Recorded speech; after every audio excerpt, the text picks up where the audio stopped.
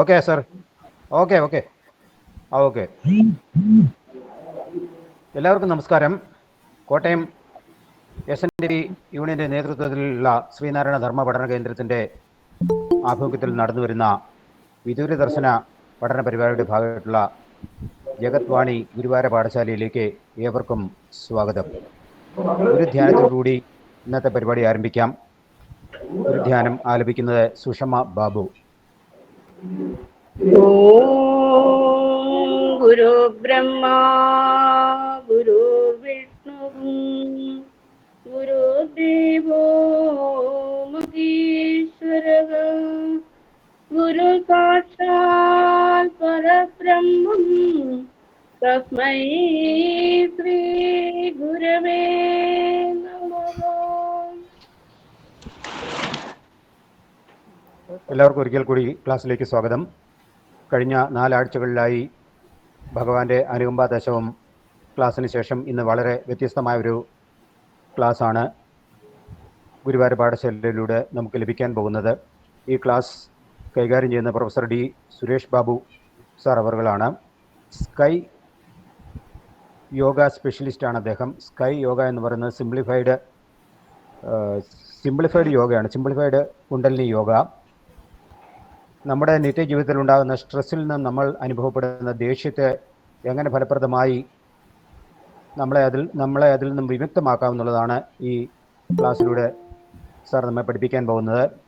യോഗയെക്കുറിച്ച് ആമുഖമായിട്ട് പറയുമ്പോൾ, ലോകത്തിന് ഭാരത ഋഷിപ്രവരന്മാരിൽ മുഖ്യനായിരുന്ന പൗരാണിക മുനി പതഞ്ജലി മഹർഷിയാണ് യോഗ ലോകത്തിന് സംഭാവന ചെയ്തത്. അഷ്ടാംഗ യോഗ എന്ന പേരിൽ 8 അംഗങ്ങളുള്ള യമ നിയമ ആസന തുടങ്ങി 8 അംഗങ്ങളുള്ള ഒരു യോഗയാണ്. കൂടാതെ ഹഠയോഗ തുടങ്ങിയ ബ്രാഞ്ചുകളും യോഗയ്ക്കുണ്ട്. നമുക്കറിയാം, ശ്രീനാരായണ ഗുരുദേവനും ചട്ടമ്പി സ്വാമികളും തൈക്കാട് അയ്യാവ് സ്വാമികളും വിവേകാനന്ദ സ്വാമികളും ഒക്കെ ഹഠയോഗയിൽ വിദഗ്ധരായ വ്യക്തിത്വങ്ങളായിരുന്നു.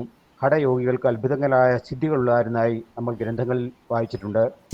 ശ്രീനാരായണ ഗുരുദേവനോട് ഒരിക്കൽ തമ്പി എന്ന് വിളിക്കുന്ന ശ്രീനാരായണ ഗുരുദേവൻ്റെ ശിഷ്യനായിട്ടുള്ള നടരാജ ഗുരുസ്വാമികൾ ജീവചരിത്ര രചനയ്ക്ക് വേണ്ടി അനുവാദം ചോദിച്ചപ്പോൾ ഗുരുസ്വാമി തമ്പിയോട് പറഞ്ഞത്, ഇതൊക്കെ ആരെങ്കിലും വിശ്വസിക്കുമോ എന്നായിരുന്നു.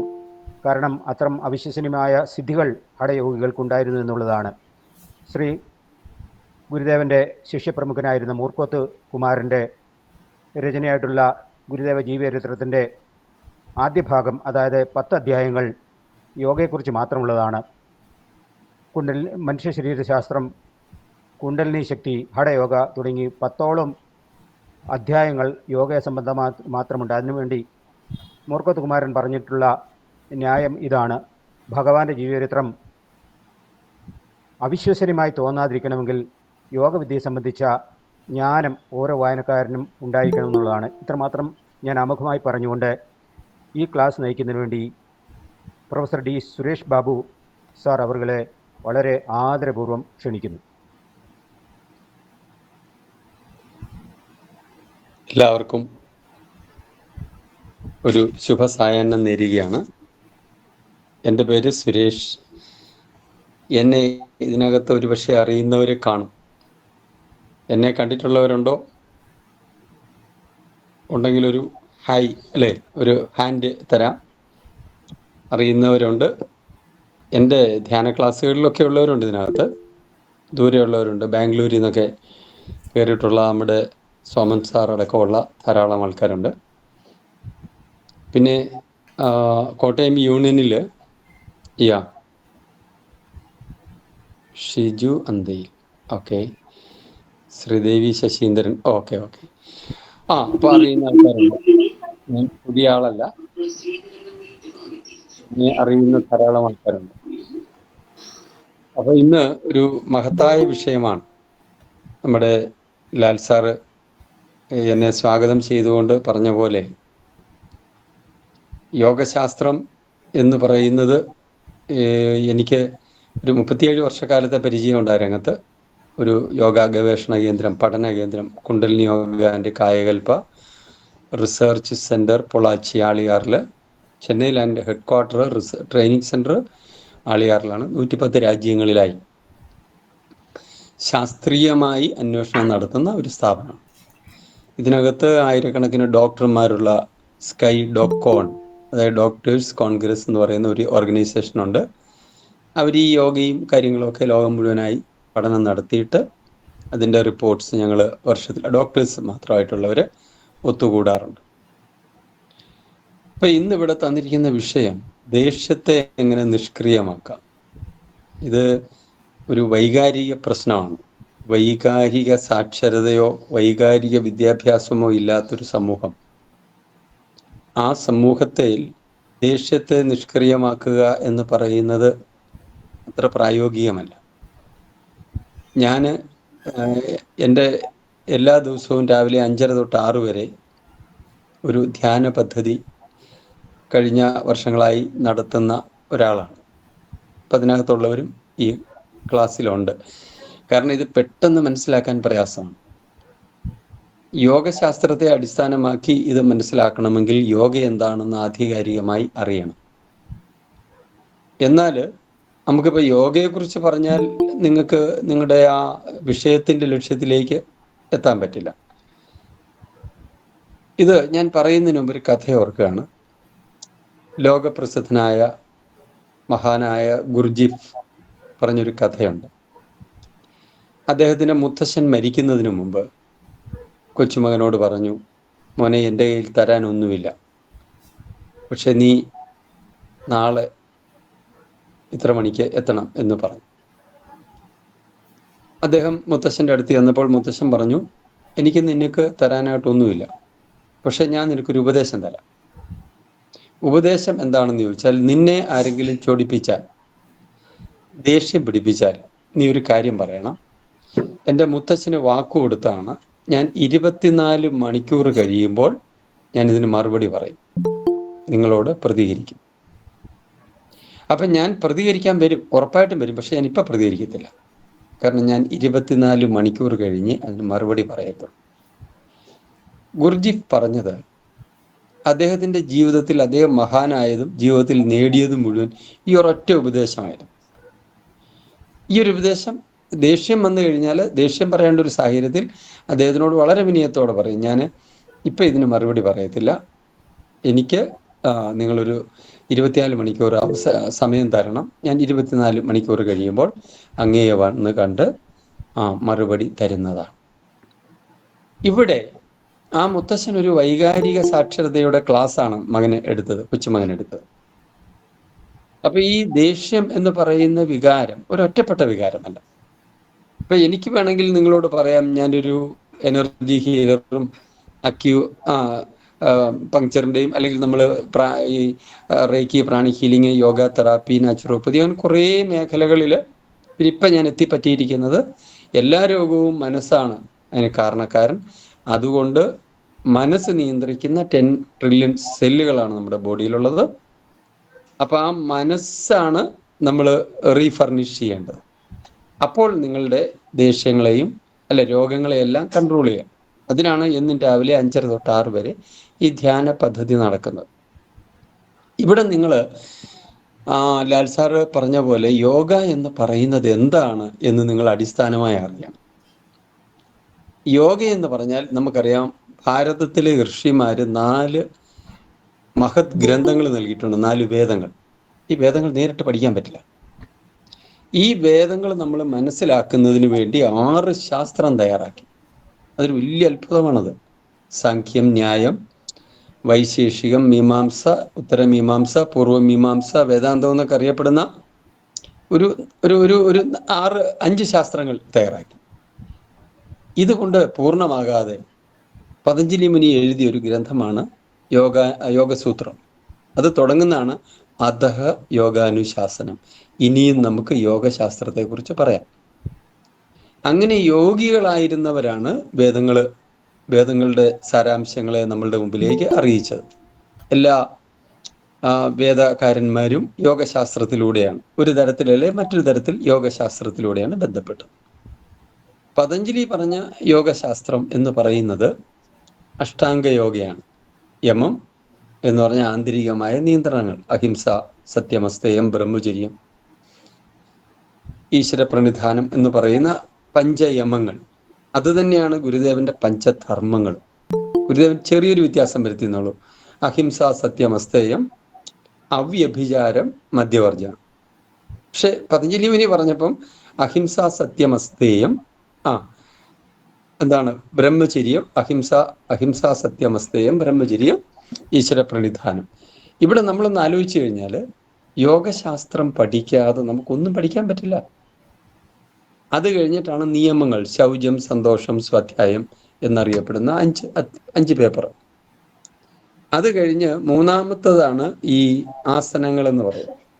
എല്ലാവരും യോഗാസനങ്ങൾ പഠിക്കാൻ നടക്കുകയാണ്. ഈ ആസനം എന്ന് പറഞ്ഞാൽ എന്താണ്? നമുക്ക് പ്രാണായാമം ഞാനിപ്പോൾ ഇവിടെ ധ്യാനിപ്പിക്കാൻ ആൾക്കാരെ ഇരുത്താറുണ്ട്. ധ്യാനിക്കാൻ ഇരിക്കുമ്പോഴത്തേക്കിന് കോട്ടുവായായി, ശരീരത്തിന് ചൊറിച്ചിലായി, മുഷിപ്പായി, അസ്വസ്ഥതയായി 100 കാരണം പറഞ്ഞ് അവർ എഴുന്നേറ്റ് ഓടുന്നതാണ്. അപ്പം എന്ന് പറഞ്ഞാൽ അവർക്ക് സ്വസ്ഥമായിട്ട് ഇരിക്കാൻ പറ്റില്ല. ഈ ആസനത്തിന്റെ നിർവചനം എന്താണ്? സ്ഥിര സുഖമാസനം എന്നാണ്. സ്ഥിര സുഖമാസനം. സ്ഥിരമായും സുഖമായും നമുക്കൊരു 3 മണിക്കൂർ ഏതെങ്കിലും ഒരു നിലയിൽ ഇരിക്കാൻ പറ്റുകയാണെങ്കിൽ അതിനെ മാത്രമേ ആസനം എന്ന് പറയാൻ പറ്റൂ. ഈ ആസനങ്ങൾ നമ്മൾ പരിശീലിക്കുന്നത് എന്തിനെന്ന് ചോദിച്ചാൽ നമുക്കൊരു ഇരിക്കപ്പുറതിയില്ല. അപ്പൊ അവനെ സമാധാനത്തോടുകൂടി ഇരുത്താതെ എങ്ങനെയാണ് ശ്വാസനിയന്ത്രണം പഠിപ്പിക്കുന്നത്, പ്രാണായാമം പഠിപ്പിക്കുന്നത്? എങ്ങനെയാണ് അവൻ്റെ ഇന്ദ്രിയങ്ങളെ പുറകോട്ട് വലിക്കുന്നത്, പ്രത്യാഹാരം നടത്തുന്നത്? എങ്ങനെയാണ് നമ്മൾ അവനെ ധ്യാനിപ്പിക്കുന്നത്? നടക്കുകയില്ല. അപ്പൊ ആസനം എന്ന് പറയുന്ന ആസനങ്ങൾക്ക് വേണ്ടിയുള്ളതല്ല.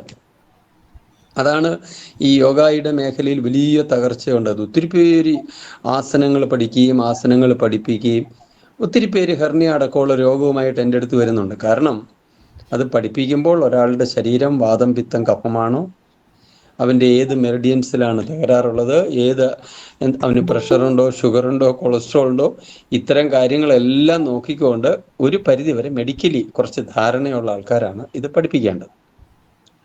ഈ യോഗാസനങ്ങൾ ചെയ്ത് സ്ഥിരസുഖമാസനത്തിലെത്തിയാൽ, ഞാൻ എൻ്റെ ഈ യോഗാസനങ്ങളുടെ പശ്ചാത്തലമൊന്നും പറയുന്നില്ല, ഗ്രേറ്റ് സബ്ജക്റ്റ്.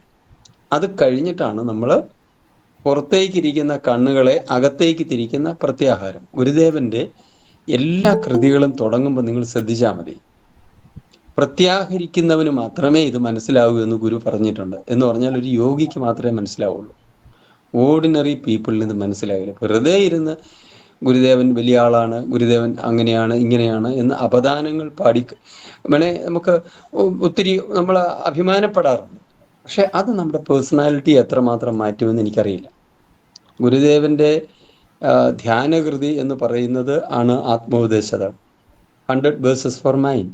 അത് തുടങ്ങുന്നത് തന്നെ അറിവിലുമേറി അറിഞ്ഞിടുന്നവൻ ഉരുവിലും ഒത്തു പുറത്തും ഉജ്ജ്വലിക്കും കരിവിന് എന്ന് പറഞ്ഞാൽ ഒരുവന്റെ ഉള്ളിലും പുറത്തും പ്രവർത്തിക്കുന്ന ആത്മസത്തയെ തിരിച്ചറിയാൻ. കണ്ണുകൾ 5 ഉള്ളടക്കി തെരുതര വീണ് വണങ്ങി ഓതിര. അതിനാണ് നമ്മൾ പ്രത്യാഹാരം എന്ന് പറയുന്നത്. പുറത്തേക്ക് ഇരിക്കുന്ന ഇന്ദ്രിയങ്ങളെ അകത്തേക്ക് തിരിക്കാതെ. ഭഗവത്ഗീത പറയും, ആമ തൻ്റെ അതിൻ്റെ കൈകാലുകളെയും തലയും ഒക്കെ പുറകോട്ട് വലിക്കുന്ന പോലെ 5 ഇന്ദ്രിയങ്ങളെ പുറകോട്ട് വലിക്കാതെ നിങ്ങൾക്ക് എന്തുണ്ടാകില്ല? പ്രത്യാഹരിക്കാതെ നിങ്ങൾക്ക് ധാരണയുണ്ടാകുകയില്ല. അതാണ് 7ാമത്തേത്.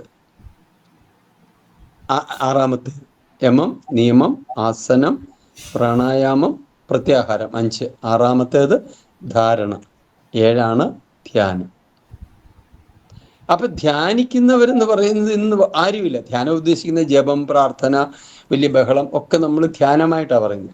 പുറത്തേക്കിരിക്കുന്ന ഇന്ദ്രിയങ്ങളെ അകത്തേക്ക് തിരിക്കുകയും അതിനെ ഒരു ഫോക്കസിൽ, മിക്കവാറും ഫോർഹെഡിലാണ് നമ്മൾ അതിനെ നിയന്ത്രിച്ച് നിർത്തിയിട്ട് നമ്മൾ അതിൽ ലയിച്ചു പോകും.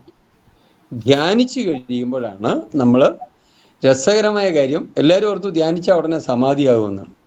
സമാധി എന്ന് പറയുന്നത് സമബുദ്ധി, ആനന്ദാനുഭൂതി എന്നാണ്.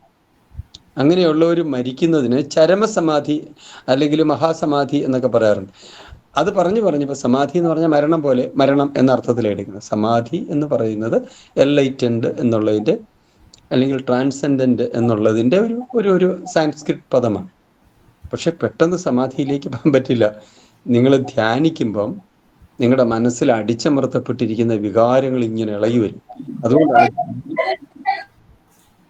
ധ്യാനിക്കാൻ പോകുമ്പോൾ ഉള്ള ബുദ്ധിമുട്ടുകൾ. ഉടനെയാണ് നമ്മൾ ആത്മവിശകലനം എന്ന് പറയുന്ന ഒരു വിഷയം. അപ്പം ദേഷ്യമില്ലാതാക്കണമെങ്കിൽ നിങ്ങൾ ആത്മവിശകലനം ആണ് ചെയ്യേണ്ടത്, മനോവിശകലനം, അല്ല ദേഷ്യമില്ലാതാകില്ല. പക്ഷേ മനോവിശകലനം ചെയ്യണമെങ്കിൽ നിങ്ങൾ ധ്യാനിക്കുന്ന ആളായിരിക്കും.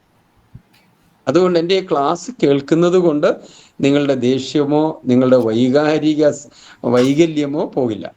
കാരണം വൈകാരിക സാക്ഷരത വിദ്യാഭ്യാസമില്ല, വെറും കേവല സാക്ഷരത, അക്ഷരജ്ഞാനം കിട്ടി വന്നവരാണ് നമ്മളൊക്കെ. നമുക്കൊരിക്കലും നമ്മുടെ മനസ്സിനെ എങ്ങനെ നിയന്ത്രിക്കണം, നമ്മുടെ ബുദ്ധിയെ എങ്ങനെ നിയന്ത്രിക്കണം എന്നൊരിക്കലും ആരും പഠിപ്പിച്ചിട്ടില്ല. ചുമ്മാ കുറെ കോംപ്ലക്സ് ഉള്ള രക്ഷകർത്താക്കളും കോംപ്ലക്സ് ഉള്ള എന്ന് പറഞ്ഞാൽ മറ്റുള്ളവരുമായിട്ട് താരതമ്യപ്പെടുത്തി നമ്മളെ എഴുത്തുന്ന അല്ലെങ്കിൽ നമ്മളെ മത്സര ബുദ്ധി കുത്തിവെക്കുന്ന ഒരു തലം മാത്രമാണ് നമുക്ക് കിട്ടിയിരിക്കുന്നത്. അപ്പൊ അങ്ങനെ വരുമ്പോഴത്തേക്കിന് ഈ മനോവിശകലനം എന്താണ് എന്ന് നിങ്ങൾ മനസ്സിലാക്കണം. അപ്പോൾ മാത്രമേ നിങ്ങളുടെ മനസ്സിലെ വൈകാരികതകളെ നിങ്ങൾക്ക് കൺട്രോൾ ചെയ്യാൻ പറ്റും. അപ്പോൾ ഒരു വൈകാരിക വിഷയമാണ് ഞാനിവിടെ പറയുന്നത്. അപ്പോൾ വൈകാരികതയെ കൺട്രോൾ ചെയ്യണമെങ്കിൽ നമുക്ക് ഈ മനോവിശകലനം എന്ന് പറയുന്ന കാര്യമാണ് പറയേണ്ടത്. ഞാനിപ്പം മനോവിശകലനം പറയേണ്ടതിന് മുമ്പ് ഇത്രയും നേരം ഞാൻ പറഞ്ഞ അതിനെപ്പറ്റി ആർക്കെങ്കിലും എന്തെങ്കിലും സംശയം ഉണ്ടെങ്കിൽ ഒരു വാക്കിൽ പറയാം. എന്തെങ്കിലും സംസാരിക്കണമെന്നുണ്ടെങ്കിൽ ഞാൻ നിയമം, ആസനം, പ്രാണായാമം എന്ന് പറഞ്ഞ ബ്രീത്തിങ് കൺട്രോൾ, നിങ്ങളുടെ ശരീരവും മനസ്സും കൂടെ കണക്ട് ചെയ്യുന്ന ഒരു ചരടാണ്. പ്രത്യാഹാരം, പുറത്തേക്കിരിക്കുന്ന കണ്ണുകളെ അകത്തേക്ക് തിരിക്കണം. അതിനാണ് ദീക്ഷാ സമ്പ്രദായങ്ങൾ. അത് പരിശീലിപ്പിക്കുന്ന ആളാണ് ഞാൻ. അതുകൊണ്ടാണ് പറയുന്നത് ഇതെല്ലാം പരിശീലനമാണ്. വെറുതെ ക്ലാസ്സിൽ ഇരുന്ന് ഇതൊക്കെ നേടാമെങ്കിൽ ഇവിടെ ഈ ലോകത്തുള്ളവരെല്ലാം യോഗികളായിരുന്നു. പിന്നെ ധാരണ എന്ന് പറയുന്നത് നമ്മുടെ ശരീരത്തിലെ ചക്രങ്ങളിൽ 7 ചക്രങ്ങളുണ്ട്. ആദ്യമായി നമ്മൾ ചെയ്യുമ്പോൾ ആജ്ഞാചക്രത്തിലാണ് ധാരണപ്പെടുന്നത്. അത് കഴിഞ്ഞ് ധ്യാനം, അത് ലയനമാണ്. അത് കഴിയുമ്പോൾ നമ്മുടെ മനസ്സിലെ വികാരങ്ങൾ, ഇമോഷൻസ് പുറത്തു വരും. അന്നേരം നമ്മൾ മനോവിശകലനം ചെയ്യണം. ആ മനോവിശകലനത്തിൽ കൂടെ നമുക്ക് നമ്മുടെ വൈകാരികതകളെ പിടിച്ചു കേട്ടാം. അല്ലാതെ ഗുരുജിഫിനോട് മുത്തശ്ശൻ പറഞ്ഞ പോലെ മോനെ 24 മണിക്കൂർ കഴിഞ്ഞ് നീ പ്രതികരിച്ചാൽ മതി എന്നുണ്ടെങ്കിൽ ഞാനും അത് പറഞ്ഞിട്ട് പോയാൽ മതി. അത് അല്ല ഇവിടെ നമ്മൾ ഉദ്ദേശിക്കുന്നത്. പിന്നെ നമ്മൾ ഒരു സെൽഫ് ഹിപ്നോസിസിലെത്തിയിട്ട് നമ്മുടെ ഉള്ളിലേക്ക് ഓട്ടോ സജഷൻസ് കൊടുത്താലും നമുക്ക് ദേഷ്യത്തെ അതിജീവിക്കാം. പിന്നെ എല്ലാ ദിവസവും ധ്യാന ക്ലാസ് ഉണ്ട്, അതിൽ നിങ്ങൾ അറ്റൻഡ് ചെയ്ത് നിത്യവും പരിശീലിക്കാം. ദേഷ്യം, കടുത്ത വൈരാഗ്യം, ഇത് കാരണം കുറേ രോഗങ്ങളിലേക്ക് നയിക്കുന്നതാണിത്. അടിസ്ഥാനമായ ഭയത്തിൽ നിന്നാണ് ദേഷ്യം ഉണ്ടാകുന്നത്. ആ ഭയമാണ് നമ്മളിവിടെ പറയുന്ന പ്രഷറും ഷുഗറും കൊളസ്ട്രോളും തൊട്ട് ക്യാൻസർ വരെയുള്ള രോഗത്തിന് കാരണമാകുന്ന കോർട്ടിസോൾ എന്ന് പറയുന്ന മാരക വിഷം ഉണ്ടാക്കുന്നത് ഈ വികാരമാണ്. അല്ലാതെ ദേഷ്യത്തിൽ ഒടുങ്ങുകയല്ല. അത് മനസ്സിലാരംഭിച്ച് സൈക്കിയിലേക്ക്, അല്ലെങ്കിൽ മനസ്സിൽ നിന്നും സോമയിലേക്ക്. സോമ മീൻസ് ശരീരം, അതാണ് സൈക്കോസൊമാറ്റിക് ഡിസീസ് ആകുന്ന പ്രഷർ, ഷുഗർ, കൊളസ്ട്രോൾ തൊട്ട് ഡിപ്രഷൻ തൊട്ട് ഭ്രാന്ത് വരെയുള്ള രോഗങ്ങളിലേക്ക് നയിക്കുന്ന അഡ്രിനാലിനും നോറഡ്രിനാലിനും കോർട്ടിസോളും ഒക്കെ ഉണ്ടാക്കുന്ന ഒരു വികാരമാണ് ഭയം, ദേഷ്യം, കോപം, ലജ്ജ, നമ്മുടെ അതിജീവനത്തിന്റെ ഒരു 5 വികാരങ്ങളുണ്ട് നമുക്ക്.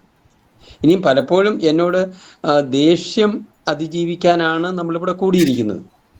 പക്ഷെ നമുക്ക് ദേഷ്യത്തെ ഇന്ന വികാരമാണെന്ന് അറിഞ്ഞാൽ കുഴപ്പമില്ല. ഇപ്പൊ ഞാൻ ദേഷ്യത്തിലാണ് എന്ന് പറഞ്ഞാൽ കുഴപ്പമില്ല. പക്ഷെ ഇവിടെ ജനം നേരിടുന്ന പ്രശ്നം അതൊന്നുമല്ല. തനിക്ക് എന്തുവാന്ന് അറിയത്തില്ല. ഭ്രാന്താണോ, ദേഷ്യമാണോ, ഭയമാണോ, ആകാംക്ഷയാണോ, ഉത്കണ്ഠയാണോ, നീരസമാണോ, ലജ്ജയാണോ, എന്ത് വികാരമാണെന്ന് അറിയത്തില്ല. അങ്ങനെ വരുമ്പോഴത്തേക്കിന് ഇവര് ഭ്രാന്തമായ ഒരവസ്ഥയിലേക്ക് പോയിട്ട് മാരക രോഗികളാകുന്നതാണ്. എന്നാൽ ഞാൻ ദേഷ്യത്തിലാണ്, ആ തിരിച്ചറിവിന് കുഴപ്പമില്ല. ഉടനെ ദേഷ്യത്തെ പറ്റി നമുക്ക് ചിന്തിക്കാം, ദേഷ്യത്തെ പറ്റിയുള്ള അറിവ് തരാം. ഞാൻ എൻ്റെ അടുത്ത് വരുന്ന പ്രശ്നക്കാർ കൂടുതലും എൻ്റെ ലൈഫ് സ്റ്റൈൽ കൺസൾട്ടേഷന് വരുന്ന 90% ആൾക്കാരും അവർക്ക് എന്താ പ്രശ്നമെന്ന് അറിയത്തില്ല.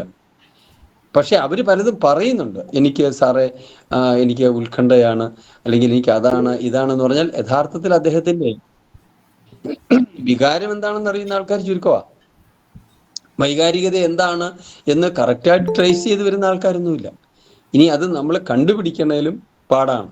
പലപ്പോഴും അത് ആങ്സൈറ്റി, ന്യൂറോസിസോ, ഡിപ്രഷനോ ഇങ്ങനെയൊക്കെയുള്ള വലിയ കടുത്ത പ്രതിസന്ധികളിലേക്ക് കാണാൻ പറ്റും.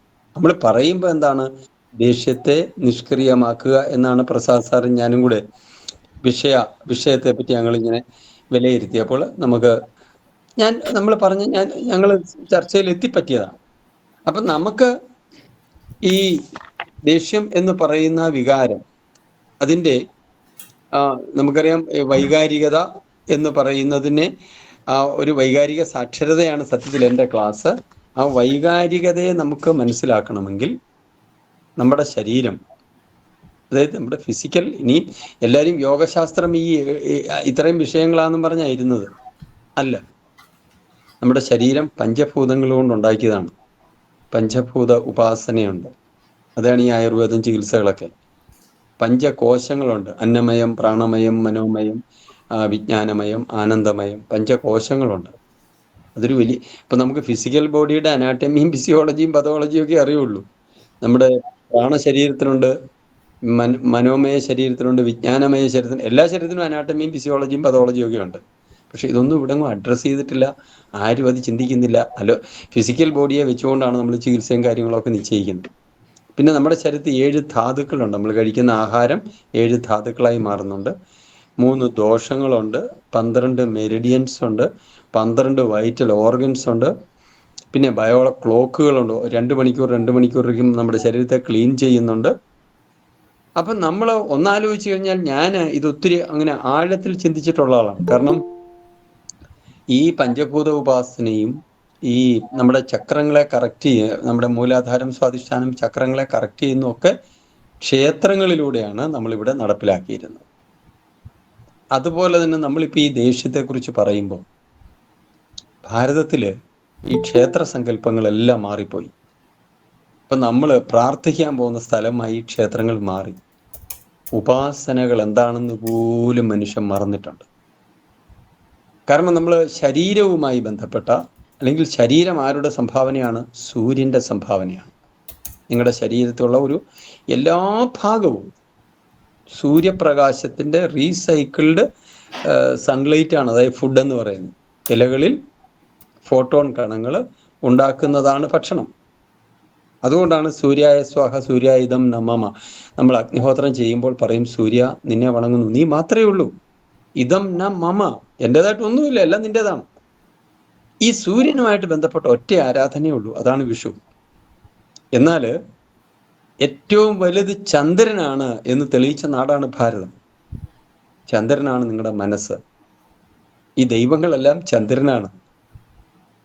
ചന്ദ്രൻ്റെ സഞ്ചാരത്തില്, അതിനെ നമ്മൾ തിഥി എന്നാ പറയുന്നത്. കറുത്തവാവ് തൊട്ട് വെളുത്തവാവ് വരെ, വെളുത്തവാവ് തൊട്ട് കറുത്തവാവ് വരെ ചന്ദ്രന്റെ സഞ്ചാരമുണ്ട്. അതാണ് നമ്മുടെ അമ്മമാരിൽ ഈ മെനാർക്കി ഉണ്ടാക്കുന്നത്. അവരുടെ സൈക്കിള് ചന്ദ്രനാണ്. നിങ്ങളുടെ മനസ്സ് ചന്ദ്രനാണ്. ലൂണസി എന്ന് പറയുന്ന ഭ്രാന്ത് ലൂണാറുമായി ബന്ധപ്പെട്ടതാണ്. ലുണാറ്റിക് അസിലം ഭ്രാന്താലയത്തിന് പറയും. ലൂണാർ എന്ന് പറഞ്ഞ ചന്ദ്രനാണ്. ഈ അറിവിന്ന് നഷ്ടപ്പെട്ടിരിക്കുകയാണ്.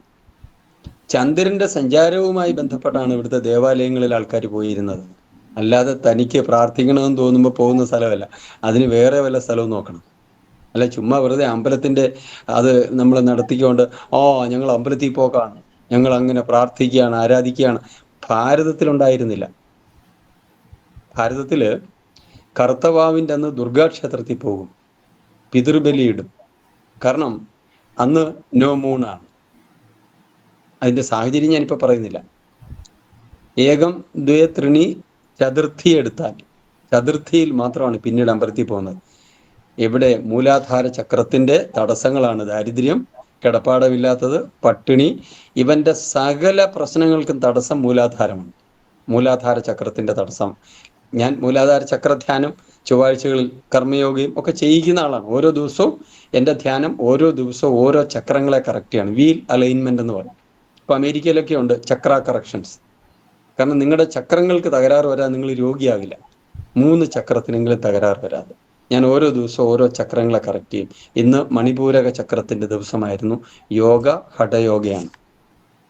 ഇപ്പം നമ്മൾ പറഞ്ഞു വന്നത്, ചന്ദ്രന്റെ സഞ്ചാരത്തിൽ മൂലാധാര ചക്രം കറക്റ്റ് ചെയ്യാനെ കൊണ്ടാണ് നമ്മൾ തേങ്ങയെടുത്ത്, പഞ്ചഭൂതങ്ങളുടെ പ്രതീകമായ തേങ്ങയെടുത്ത് നമ്മളുടെ വൈറ്റൽ സെന്റേഴ്സിനെയൊക്കെ ചുറ്റി ഉടച്ചു കളയുന്നത് അല്ലേ? നമ്മൾ ഏത്തമിടുന്നത് മൂലാധാര ചക്രത്തെ കറക്റ്റ് ചെയ്യാനാണ്. ഓം ഗം ഗണപതയെ നമ എന്ന പരശുരാമ കൽപ്പസൂത്രത്തിലെ മന്ത്രം ജപിക്കുന്നത് മൂലാധാരത്തിൻ്റെത്. ഞാൻ ഈ ചന്ദ്രനും ആയിട്ടുള്ള സഞ്ചാരവുമായി മനസ്സ് കറക്റ്റ് ചെയ്യപ്പെടുന്നില്ല. അതുകൊണ്ട് വൈകാരികത നമ്മുടെ കൺട്രോളിൽ നിന്ന് പോയി. ഈ ചന്ദ്രൻ കർത്തവാവിന് ശേഷം 4 അല്ലേ, ചന്ദ്രന്റെ 4-ാം ദിനം നമ്മൾ ചതുർത്ഥിയായി പോകുമ്പോൾ പഞ്ചമിക്ക് പോകാറില്ല ഒരു ക്ഷേത്രത്തിലും. പിന്നെ ഷഷ്ടിക്ക് പോകും. എവിടെ? മുരുക ക്ഷേത്രത്തിൽ പിനിയൽ ഗ്ലാൻഡിനെ കറക്റ്റ് ചെയ്യാൻ. ഒന്ന് ആലോചിച്ച് നോക്കി. അവിടെ മുരുകന്റെ അടുത്ത് പോവാണ്. ചന്ദ്രൻ കുറച്ചുകൂടെ വളർന്നു. 7, 8, 9, 10 പോകത്തില്ല, ക്ഷേത്രത്തിൽ പോകില്ല. ചുമ്മാ വെറുതെ 11-ന് പോകും. വിഷ്ണു ക്ഷേത്രത്തിൽ പോയിട്ട് ഏകാദശി തൊഴാൻ. എന്തിനാ? ഭൗതിക ദൈവമാണ്. മെറ്റീരിയലായിട്ട് എന്തെങ്കിലും ആർക്കെങ്കിലും നേട്ടം വന്നിട്ടുണ്ടെങ്കിൽ വിഷ്ണുവിന്റെ അനുഗ്രഹം മാത്രമാണ്. അപ്പൊ അന്ന് ആ ക്ഷേത്രത്തിൽ പോകും. ചന്ദ്രനുമായി ബന്ധപ്പെട്ടതാണ്. എന്നാൽ നിങ്ങളുടെ അടിസ്ഥാനമായ വിഷം പുറത്ത് കളയുന്നത് 13-നാണ്, ത്രയോദശിയിലാണ്, പ്രദോഷത്തിനാണ്. എന്തിന് പോകുന്നു? ചന്ദ്രനാണത്. പിന്നെ 14-ഓ 15-ഓ ആകുമ്പോൾ പൗർണമിയായി, ദേവീക്ഷേത്രത്തിൽ പോകും. ഇങ്ങനെ ചന്ദ്രനുമായി ബന്ധപ്പെട്ട് മനസ്സിനെ ക്ലീൻ ചെയ്തിരുന്ന കാലത്ത് വൈകാരികമായി ബലം ഉണ്ടായിരുന്നു ഇന്ത്യക്കാരൻ. അപ്പൊ അത് പോയി, മനസ്സ് പോയി, ലൂണാറ് പോയി, ചന്ദ്രൻ പോയി, ലൂണാറ്റിക്കായി. ഇത് കറക്റ്റ് ചെയ്യുമായിരുന്നു. അതുപോലെ തന്നെ 4 സന്ധ്യകളുണ്ട് നമുക്ക്. രാവിലെ, രാത്രിയില് ചന്ദ്രനാണല്ലോ നമ്മുടെ കാരകൻ, പുള്ളിയാണ് നിയന്ത്രിക്കുന്നത്. പകല് സൂര്യനാണ്. അപ്പം ഈ ചന്ദ്രനിൽ നിന്ന് സൂര്യനിലേക്ക് മാറുന്ന ഒരു സമയമുണ്ട്. ഫസ്റ്റ് ഗിയറിൽ നിന്ന് സെക്കൻഡ് ഗിയറിലേക്ക് പോകുമ്പോൾ ഒരു ന്യൂട്രൽ ഗിയർ ഉണ്ട്. ആ ന്യൂട്രൽ ഗിയർ എന്ന് പറയുന്നത് സന്ധ്യ, പ്രഭാത സന്ധ്യ. ആ സമയത്ത് പണ്ടത്തെ ആൾക്കാർ ഉച്ചത്തിൽ ശബ്ദം വെക്കില്ല, തുണി നനയ്ക്കില്ല, ബഹളം വെക്കില്ല, കഴിക്കില്ല, ഒന്നും ചെയ്യില്ല. ആ സമയത്ത് സ്പിരിച്വൽ കാര്യങ്ങൾ മാത്രം ചെയ്യും. വിളക്ക് കത്തിക്കും, പ്രാർത്ഥിക്കും, ജപിക്കും, ഇങ്ങനെയൊക്കെയുള്ള കാര്യങ്ങൾ ചെയ്യും. 5:40 തൊട്ട് 6:20 വരെയാണ് പ്രഭാത സന്ധ്യ. ഉച്ചയ്ക്കുണ്ട്, പക്ഷെ അത് നമ്മ അങ്ങനെ ശ്രദ്ധിക്കാറില്ല. 11:40 തൊട്ട് 12:20 വരെ മധ്യാഹ്ന സന്ധ്യയുണ്ട്. പിന്നെ നമ്മൾ പ്രാധാന്യം കൊടുക്കുന്ന സായാഹ്ന സന്ധ്യ, 5:40 തൊട്ട് 6:20 വരെ. അത് കഴിഞ്ഞ് ആണ്ടിൽ ഒരിക്കൽ മാത്രം നമ്മൾ പോകുന്ന ഒരു സന്ധ്യയുണ്ട്, അപരാഹ്ന സന്ധ്യയുണ്ട്. നമ്മൾ ശ്രദ്ധിക്കുന്നത് 11:40 തൊട്ട് 12:20 വരെ, പാതിരാത്രിക്ക്. അത് നാളെയാണ്, ശിവരാത്രി. കാരണം ഒരു വർഷം ഒരു ആരാധനയും പറ്റാത്തവന് അവന്റെ സകല പാപവും എടുത്തു കളയാൻ, അല്ലേ? ഞാനൊക്കെയാണ് തിരുനക്കര അമ്പലത്തിൽ ചുറ്റുമ്പലത്ത് വയ്ക്കും 11:40 തൊട്ട് 12:20 വരെ. ഇവിടെ നമ്മൾ ചെയ്യേണ്ടത് ഈ ചന്ദ്രനുമായി ബന്ധപ്പെട്ട നമ്മളുടെ, അതായത് മനസ്സ് നിലാവ് കൊള്ളുക, അങ്ങനെ ഒക്കെ ഉണ്ടായിരുന്ന കാലത്ത് മനുഷ്യന് വൈകാരിക പക്വതയുണ്ടായിരുന്നു. അല്ല ചുമ്മാ നിങ്ങളോട് ചുമ്മാ ഇരുന്നിട്ട് ഞാൻ കുറച്ച് മനഃശാസ്ത്രം പറഞ്ഞെന്ന് പറഞ്ഞാൽ നിങ്ങൾക്ക് വൈകാരിക പക്വത ഉണ്ടാവും. ഈ മനഃശാസ്ത്രവും കൊണ്ട് നടക്കുന്ന ആരെങ്കിലും വൈകാരിക പക്വതയുള്ളവരെ നിങ്ങൾ കണ്ടിട്ടുണ്ടോ? ഇത് നമ്മൾ വളരെ ഭംഗിയായ ഒരു രാജ്യത്തിരുന്നുകൊണ്ട് എല്ലാം പോയി. എന്തിനാണ് ദേവാലയത്തിൽ പോകുന്നതെന്ന് അറിയത്തില്ല, ഏത് ദിവസമാണ് പോകേണ്ടതെന്ന് അറിയത്തില്ല. വെറുതെ ഇതൊക്കെ ഉണ്ടാക്കി വെറുതെ നമ്മൾ എന്തൊക്കെയോ കാണിച്ചുകൊണ്ട് നമുക്കൊരിക്കലും മനോബലം ഉണ്ടാകുകയില്ല. ഭാരതീയൻ ഉണർവിലാണ് ഇതൊക്കെ അന്വേഷിക്കുന്ന ധാരാളം ആൾക്കാർ വരുന്നു, ഇതൊക്കെ തേടുന്നു. ഭാരതം അതിൻ്റെ യഥാർത്ഥ അറിവിലേക്കും യഥാർത്ഥ ചിന്തയിലേക്കും തിരിച്ചു വരില്ല എന്നാരും ധരിക്കരുത്. ഭാരതം വൈദിക വിജ്ഞാനങ്ങൾ, വേദവിജ്ഞാനങ്ങൾ. അപ്പൊ ഇതൊക്കെ ഞാൻ കുളിച്ചിട്ട് അധികം നേരമായില്ല, പെട്ടെന്ന് നമ്മൾ ഈ ക്ലാസ്സിന്റെ ഒരു ടൈമിന് വേണ്ടി ഓടി വന്നുകൊണ്ട് പോട്ടെ. അപ്പൊ ഞാൻ നിങ്ങളോട് പറഞ്ഞു, പഞ്ചഭൂതങ്ങളെ ഉപാസിച്ചാൽ ഇപ്പൊ നിങ്ങളുടെ ഈ പൃഥ്വി 12% ഭൂമിയാണ്, നിങ്ങളുടെ ശരീരം എർത്താണ്. ആ എർത്ത് ശാന്തവും കൃത്യവും, അല്ലെ? അത് നിങ്ങൾക്ക് അനുകൂലമാണെങ്കിൽ മാത്രമേ നിങ്ങൾക്ക് ആരോഗ്യം ഉണ്ടാവൂ. ഈ അടുത്തത് ജലം, 70% വെള്ളമാണ്. നിങ്ങളുടെ പ്രമേഹം തൊട്ട് ഡിപ്രഷൻ തൊട്ട് എല്ലാം വെള്ളത്തിന്റെ ഭ്രാന്താണ്. ഇപ്പൊ പെട്ടെന്ന് പറഞ്ഞാൽ മനസ്സിലാകില്ല, അത് ചന്ദ്രനുമായി ബന്ധപ്പെട്ടതാണ്. അത് കഴിഞ്ഞ് അഗ്നി എന്ന് പറയുന്നത്, അത് 6% ഉള്ളെങ്കിൽ പോലും അഗ്നിയുടെ ഏറ്റക്കുറച്ചിലാണ് നമ്മൾ ഈ പറയുന്ന ഒട്ടുമിക്കവാറും മാരക രോഗങ്ങൾ. പിന്നെ വായു, അല്ലേ? വായുവിൻ്റെ നമുക്കറിയാലോ വാതരോഗങ്ങളൊക്കെ. പിന്നെ ആകാശം എന്ന് പറയുന്നത് മാനസികമായ പ്രശ്നങ്ങൾ തന്നെയാണ്, ചിതാകാശം എന്നാണ് പറയുന്നത്. പണ്ട് ഭാരതീയർക്ക് ഈ രോഗങ്ങളൊന്നും ഉണ്ടാകാതിരുന്നതിൻ്റെ കാരണം ശിവൻ, അതായത് മണ്ണ് രൂപത്തിലുള്ള ശിവലിംഗമുള്ള ക്ഷേത്രമുണ്ട്. അവിടെ മണ്ണ് ലിംഗമാണ്. ആ ക്ഷേത്രത്തിൽ പോകും, ഏകാംബരനാഥ ക്ഷേത്രം കാഞ്ചീപുരം. അവിടെ പോയി തൊഴുത് പ്രസാദം മേടിച്ച് അങ്ങനെ പോകുമ്പോഴത്തേക്കിന് അവരുടെ ബോഡിയുടെ പൃഥ്വി പാർട്ട് കറക്റ്റ് ആവും. ജലം കറക്റ്റ് ചെയ്യാനെ കൊണ്ട് തൃശ്ശിനാപ്പള്ളിയിൽ ജംബുകേശ്വര ക്ഷേത്രത്തിൽ ജലലിംഗമാണ്. അഗ്നി കറക്റ്റ് ചെയ്യാനെ കൊണ്ട് അവര് തിരുവണ്ണാമലയിൽ പോകും, അഗ്നി ലിംഗമാണ് തിരുവണ്ണാമല ക്ഷേത്രം. ആലോചിച്ച് നോക്കി. കാളഹസ്തി പോകും, വായു ലിംഗമാണ്. വായു എന്ന് പറയുന്ന ഭൂതം കറക്റ്റ് ചെയ്യാൻ. ചിദംബരത്ത് പോകും, ആകാശം കറക്റ്റ് ചെയ്യാൻ. പിന്നെ ഞാൻ നിങ്ങളോട് പറഞ്ഞു, നിങ്ങളുടെ നട്ടലിന്റെ താഴത്തെ മൂലാധാരം, അതുപോലെ പുക്കിളിന് 2 ഇഞ്ച് താഴെ സ്വാധിഷ്ഠാനം, പുക്കിൾ, മണിപൂരകം, അനാഹതം, വിശുദ്ധി, ആജ്ഞ, തുരീയം. ഇതെല്ലാം നിങ്ങൾ ഒരു അമ്പലത്തിൽ ചെല്ലുമ്പം അവിടെ ചെന്നാൽ നിങ്ങൾ അന്തിച്ചു പോകും. അമ്പലത്തിൽ ചെല്ലുമ്പോൾ എന്തുവാ, ഈ ആധാരങ്ങളെല്ലാം അവിടെ ഉണ്ടാക്കി വെച്ചിരിക്കുക. ആദ്യം ആധാരശില, അതിൻ്റെ മുകളിൽ നിധികുംഭം, മൂലാധാരം, സ്വാധിഷ്ഠാനം. അത് കഴിഞ്ഞ് അഷ്ടദള പത്മങ്ങൾ, മണിപൂരം, കൂർമ്മം എന്ന് പറയുമ്പോൾ അനാഹതം, പിന്നെ യോഗനാളം, വിശുദ്ധി, നപുംസകം, ആജ്ഞ. അതിന് മുകളിലാണ് ഇത്രയും. ഈ വിഗ്രഹത്തിന്റെ താഴെയുണ്ട്, അതിന് മുകളിലാണ് വിഗ്രഹം വെക്കുന്നത്. അപ്പൊ അതിന്റെ മുമ്പിൽ പോയി ഇങ്ങനെ തൊഴുത് നിൽക്കുമ്പം ഈ ചക്രങ്ങളെല്ലാം കറക്റ്റ് ചെയ്യാണ്. നേരെ നിന്ന് കഴിഞ്ഞാൽ ആ വരുന്ന എനർജി താങ്ങാത്തതുകൊണ്ട് സൈഡിൽ നിന്ന് നമ്മൾ ചരിഞ്ഞു നോക്കുന്നു. ഇതെല്ലാം മനുഷ്യന്റെ ശരീരത്തെ കറക്റ്റ് ചെയ്യുന്നതാണ്. ചുമ്മാത വൈകാരിക ബലം വരികയല്ല. ഇനി ഇത് ഞാൻ അങ്ങോട്ട്, ഈ പണ്ടത്തെ ആൾക്കാർക്ക് ഇതൊന്നും പറഞ്ഞാൽ മനസ്സിലാവുകയില്ല. അതിനെന്ത് ചെയ്യും? ഈ ചക്രങ്ങളെ കറക്റ്റ് ചെയ്യാൻ ശാസ്താക്ഷേത്രത്തിലേക്ക് പറഞ്ഞു വിടും. മൂലാധാരം കറക്റ്റ് ചെയ്യാൻ കൊണ്ട് എവിടെയാ? തമിഴ്നാട്ടിൽ ഒരു ക്ഷേത്രമുണ്ട്, പാപനാശത്ത്, തിരുനെൽവേലിയിൽ. എന്താണ്? സുരിമുത്ത്. ആ ക്ഷേത്രത്തിൽ ചെന്നാൽ മൂലാധാരം കറക്റ്റ് ചെയ്യും. അവിടെ തൊഴുത് നിൽക്കുക, ഉപാസന ചെയ്താൽ. പിന്നെ സ്വാധിഷ്ഠാനം കറക്റ്റ് ചെയ്യാനെ കൊണ്ട് അച്ചൻകോവിലാണ് പോകുന്നത്, കൊല്ലത്ത് ധർമ്മശാസ്ത്ര ക്ഷേത്രത്തിലാണ്. മണിപൂരകം കറക്റ്റ് ചെയ്യാനെ കൊണ്ട് ആര്യങ്കാവിലാണ് പോകുന്നത്. അനാഹതം കറക്റ്റ് ചെയ്യാനെ കൊണ്ട് കുളത്തൂപ്പുഴ അമ്പലത്തിൽ പോയി തൊഴും. നിങ്ങളൊന്ന് ആലോചിച്ച് നോക്കി. അപ്പൊ ഈ യോഗശാസ്ത്രത്തിന് അതിനെ സാധാരണക്കാരൻ അപ്ലൈ ചെയ്യാൻ വേണ്ടി ഇത് ചെയ്തു വെച്ചിരിക്കുന്നത്. അതുപോലെ വിശുദ്ധി കറക്റ്റ് ചെയ്യാനെ കൊണ്ട് ത്രോട്ട്, എരുമേലിയിലെ ധർമ്മശാസ്ത്ര ക്ഷേത്രത്തിൽ പോകും. ആജ്ഞാചക്രം കറക്റ്റ് ചെയ്യുന്ന സ്ഥലമാണ് ശബരിമല. ഇവിടെ വരുമ്പോൾ ഞാനും നീയും ഞാനും എൻ്റെ ബോധവും ഒന്നാണ്, തത്വമസിയായി. ക്രൗൺ ഒരു അമ്പലം ഉണ്ടായിരുന്നു, അതിപ്പോൾ എവിടെയാണ് എന്നറിയത്തില്ല. അതിന് മകരവിളക്ക് കാണും, ഇപ്പൊ ക്രൗൺ ചക്ര ശരിയാവും. ഒന്ന് ആലോചിച്ച് നോക്കിയേ. അപ്പൊ വൈകാരിക സാക്ഷരത എങ്ങനെ കിട്ടിയെന്ന് ചോദിച്ചാൽ ഇവിടെ ഈ സംസ്കൃതി കൊണ്ട് മാറ്റിയിരുന്നു. അത്ഭുതകരമായ അത്ഭുതമാണ് ഞാൻ ഈ പറയുന്നത്. ഇനി നമുക്ക് നിങ്ങളോട് യോഗശാസ്ത്രത്തെ കൊണ്ടാണ് ഞാൻ ഈ കടന്നു പോകുന്നത്. യോഗശാസ്ത്രം ചെറുതാണ് എന്ന് പലർക്കും തോന്നുന്നു. ചില യോഗശാസ്ത്രം 4, 3, 7 യോഗാസനങ്ങളാണ് എന്ന എത്രയോ ചെറിയ മനസ്സുകളാണ് നമ്മുടെ ഈ രാജ്യത്ത് ഓടുന്നത്. ഇനി ഞാൻ ഓരോ ദിവസവും ഓരോ ആധാരപത്മങ്ങളെ കറക്റ്റ് ചെയ്യുകയും വീൽ അലൈൻ ചെയ്യുകയും ഇതെല്ലാം കൂടെ ചെയ്യുന്നതാണിത്. ഇനി നമുക്ക് ഈ ദേഷ്യം എന്ന് പറയുന്നത് എന്താണ് അതൊന്ന് ചിന്തിക്കാം. ഇനി ആർക്കെങ്കിലും, എനിക്ക് തോന്നുന്നു ഞാൻ ഈ മനോവിശകലനത്തിലേക്ക് കടക്കുന്നതിന് മുമ്പ് നിങ്ങളോട് ഇത്തിരി യോഗശാസ്ത്രവും ഭാരതത്തിന്റെ ആധ്യാത്മിക ശാസ്ത്ര പ്രായോഗിക വേദാന്തമാണ് പറഞ്ഞത്. ഞാൻ യോഗശാസ്ത്രം പറഞ്ഞില്ല, അല്ല വേദാന്ത ശാസ്ത്രം പറഞ്ഞില്ല. അതൊക്കെ ഞാൻ സാധാരണ ഗുരുദേവന്റെ കൃതികളിലൂടെ ദൈവദശകം മാത്രം ഞാൻ പഠിച്ചപ്പം, അല്ലെങ്കിൽ അതിൻ്റെ ക്ലാസ് എടുത്തപ്പം അത് കേട്ട ആൾക്കാരുണ്ട് ഇതിനകത്ത്, വേറൊരു ഗ്രൂപ്പിൽ. അനുകമ്പ ദശകം, പിന്നെ ആരും അങ്ങനെ എടുക്കാത്തൊരു കൃതി, അതെനിക്കൊരു വാശിയായിരുന്നു. അറിവ് ആരും അങ്ങനെ എടുത്ത് കേട്ടിട്ടില്ല, ആരും അങ്ങനെ പറഞ്ഞും കേട്ടിട്ടില്ല, ആരും അത് വായിച്ചു പോലും കേട്ടില്ല. അത് എന്തുവായാലും 15 ശ്ലോകം 15 ജ്ഞാനയജ്ഞങ്ങളായിട്ട് 15 ദിവസത്തെ ജ്ഞാനയജ്ഞമായിട്ട് എടുത്തിരുന്നു.